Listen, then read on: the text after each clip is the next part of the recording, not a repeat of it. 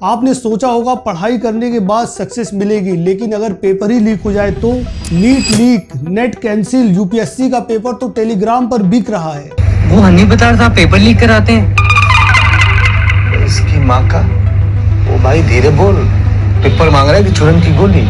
India के education system पर आज सबसे बड़ा सवाल उठ रहा है, क्या एग्जाम्स अब सिर्फ पैसे और पावर का गेम बन के रह गया है?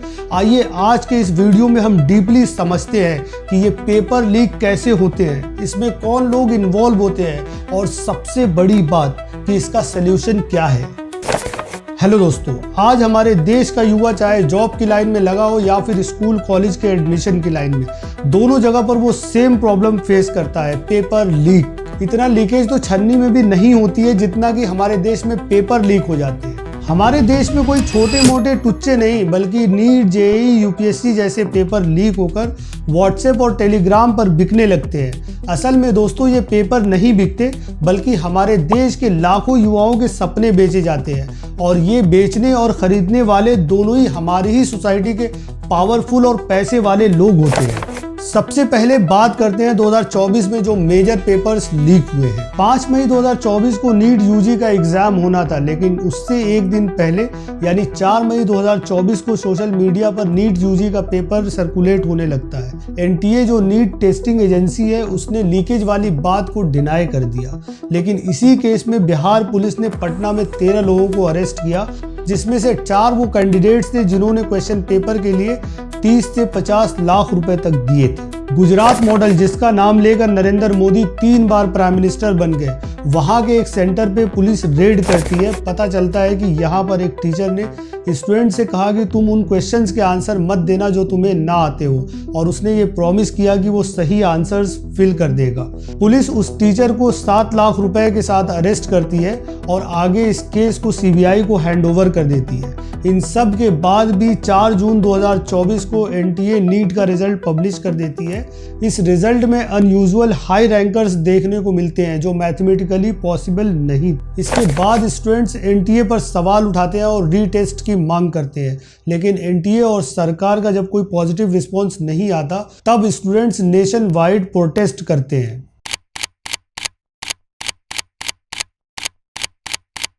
प्रोटेस्ट के बाद भी सरकार और एनटीए पे कोई फर्क नहीं पड़ता, तब स्टूडेंट्स सुप्रीम कोर्ट जाते हैं। 23 जुलाई 2024 को सुप्रीम कोर्ट ऑफ इंडिया की 3 जजों की बेंच ने नीट एग्जाम दोबारा कराने से मना कर दिया। कोर्ट ने सिर्फ ये माना कि पेपर लीक की वजह से सिर्फ 155 स्टूडेंट्स को ही बेनिफिट हुआ है। नो डाउट कोर्ट ने रीटेस्ट कराने से क्यों मना कर दिया, क्योंकि इन 3 जजों में उस टाइम के chief justice of India DY Chandrachud भी थे। अरे हाँ, ये वही जज हैं जो अपने फैसले कॉन्स्टिट्यूशन से नहीं बल्कि प्रेयर से देते हैं। 18 जून 2024 को यूजीसी नेट का एग्जाम कंडक्ट कराया जाता है। उसके अगले ही दिन यानी 19 जून 2024 को कैंसिल कर दिया जाता है, ये कहते हुए कि integrity of exam might have been compromised. Education minister Dharmendra Pradhan ये कहते हैं कि पेपर डार्क नेट पर लीक हो गया था और इसे टेलीग्राम पर सर्कुलेट किया जा रहा था। ये तो वो एग्जाम्स थे जिन्हें क्वालिफाई करने के बाद स्टूडेंट्स को मेडिकल कॉलेजेस और पीएचडी में एडमिशन्स मिलते हैं। हमारे देश में तो नौकरियों वाले एग्जाम भी खूब धड़ल्ले से लीक किए जाते हैं। उत्तर प्रदेश, जहां योगी आदित्यनाथ ये दावा करते हैं कि अपराधी उनके डर से उत्तर प्रदेश छोड़कर चले गए हैं, यहां तो यूपी पुलिस कांस्टेबल रिक्रूटमेंट के पेपर सोशल मीडिया पर बेचे जा रहे थे। यकीन नहीं आता तो हिंदुस्तान टाइम्स की आप ये रिपोर्ट देखो, जिसमें यह कहा गया है कि यूपी पुलिस कांस्टेबल रिक्रूटमेंट के लीक्ड पेपर 50,000 से 2 लाख रुपए में बेचे जा रहे थे। यूपीएससी जो इंडिया का सबसे टफ एग्जाम है और दुनिया के टफ एग्जाम्स को देखें तो यूपीएससी दूसरे नंबर पर आता है। जुलाई 2024 में सोशल मीडिया पर कुछ पेपर सर्कुलेट किए जाने लगे और ये क्लेम किए जाने लगा कि ये यूपीएससी का पेपर है, लेकिन बाद में अथॉरिटीज़ ने इस क्लेम को रिजेक्ट कर दिया। हमारे देश के नेता कितने कॉन्फिडेंट से झूठ बोलते हैं उसका एग्जाम्पल खुद इस देश के एजुकेशन मिनिस्टर है। ये पार्लियामेंट में बड़े ही कॉन्फिडेंट से कहते हैं कि पिछले 7 सालों में एक भी पेपर लीक नहीं हुआ, लेकिन आप क्विन की इस फैक्ट चेक रिपोर्ट को देखो। इसके अकॉर्डिंग पिछले 7 सालों में मल्टीपल पेपर्स लीक हुए हैं। हाँ, ये बात सच है कि यूपीएससी का पेपर लीक नहीं हुआ। अब आइए दोस्तों ये समझते हैं कि पेपर लीक होते कैसे हैं। पहला, पेपर लीक होने के सबसे ज़्यादा चांसेस होते हैं जहां से ये पेपर प्रिंट होते हैं। दूसरा, एग्ज़ाम सेंटर का वो स्टाफ जो पेपरों को एग्ज़ाम से पहले ही कैंडिडेट्स को भेज देते हैं। तीसरा कोचिंग माफिया, जो अपने कोचिंग में पढ़ने वाले बच्चों को 15 से 20 लाख रुपए में इन पेपरों को दे देते हैं। और चौथा वो कैंडिडेट्स जो खुद इन पेपरों को लाखों रुपए में ख़रीदते हैं, फिर थोड़े बहुत पैसे रिकवर करने के लिए दूसरे स्टूडेंट्स को इन पेपरों को व्हाट्सएप और टेलीग्राम पर बेचते हैं। ज़रा सोचो दोस्तों, एक स्टूडेंट जो 4-5 साल से कॉम्पिटिटिव एग्ज़ाम की तैयारी करता है, खुद को पीजी के रूम में बंद करके रखता है, फैमिली, दोस्त, सोशल मीडिया सबसे दूर रहता है और दिन में 14-14 घंटे पढ़ाई करता है, लाखों रुपए कोचिंग सेंटर में खर्च करने के बाद जब उसे पता चले कि पेपर लीक होने की वजह से किसी अमीर को सेलेक्ट कर लिया गया है, तो उसके दिल पे क्या बीतेगी। नौकरी ना मिलने की वजह से बहुत सारे युवाओं की शादी नहीं हो पा रही है। मैं मजाक नहीं कर रहा हूँ, आप एनडीटीवी की इस रिपोर्ट को देखिए। युवाओं को नौकरी ना मिलने की वजह से उन्हें ब्राइट्स नहीं मिल रही है, और ये इंडिया के किसी एक स्टेट की बात नहीं है, बल्कि देश के बहुत सारे स्टेट की यही हालत है।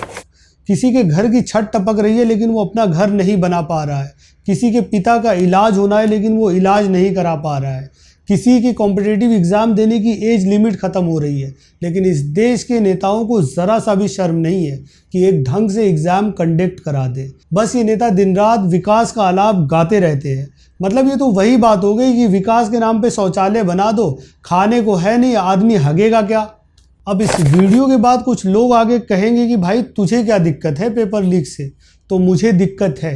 दिक्कत ये है कि पेपर लीक से अमीर अमीर बन रहा है और गरीब गरीब होता जा रहा है।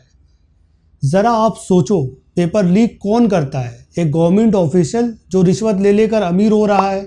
और 30 से 50 लाख का पेपर खरीदता कौन है? किसी ऑटो रिक्शा या सिक्योरिटी वाले का बेटा तो खरीदेगा नहीं।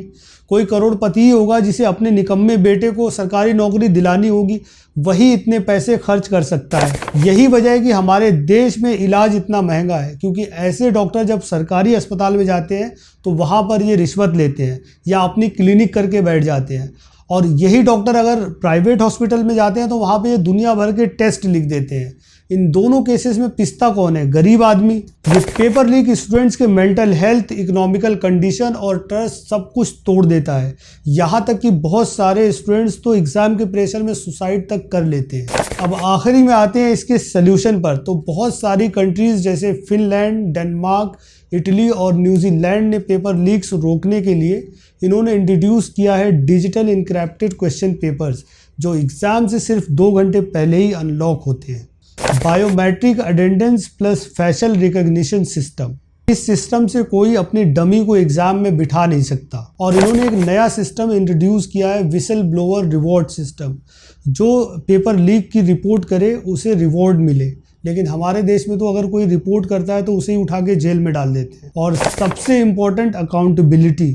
जब तक टॉप ऑफिशियल्स को सज़ा नहीं मिलेगी तब तक सिस्टम नहीं सुधरेगा। एजुकेशन एक राइट है, प्रिविलेज नहीं। लेकिन जब एग्ज़ाम ही करप्ट हो तो फेयर कंपटीशन का मतलब ही क्या है? अगर आप चाहते हो कि ऐसे ही स्कैम्स एक्सपोज होते रहें तो इस वीडियो को आप शेयर कीजिए और कमेंट में लिखिए जस्टिस फॉर स्टूडेंट्स। अगर आप नए हो चैनल पर तो सब्सक्राइब करो ऐसे ही आई ओपनिंग वीडियोज़ के लिए। मिलते हैं अगले एपिसोड में। जय हिंद।